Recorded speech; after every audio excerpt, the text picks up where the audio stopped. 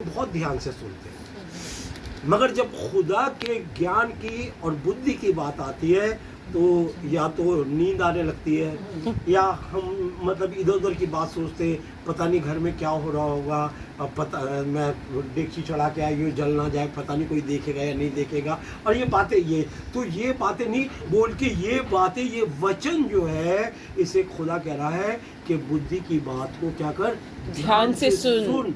Hallelujah. क्योंकि सुनने से विश्वास पैदा होता है। समझ रहे? फिर विश्वास ऐसे नहीं होता, फिर ऐसे क्यों होगा, फिर वह ऐसा नहीं होगा। मेरे खुदा ने कहा है होगा तो होगा, फिर विश्वास ये होगा क्योंकि मैंने वचन खुदा का बड़े ध्यान से सुना है, मेरे हृदय में और कोई बात ही नहीं आई है, इसलिए वो वचन बता रहा है।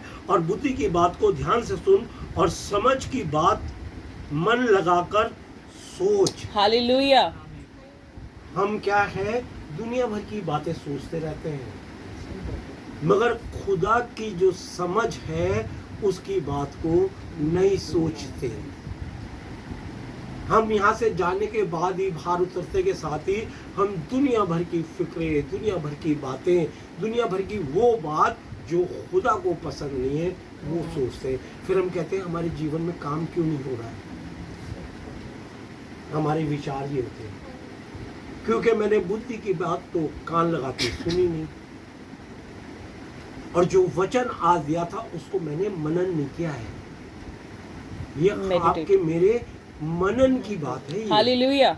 जब हम मनन करेंगे, मन लगाएंगे, तो खुदा की इच्छा और उसकी मर्जी हमें समझ में आएगी। हालेलुया। खुदा हमारे जीवनों से इन बातों को क्या है, चाहते हैं।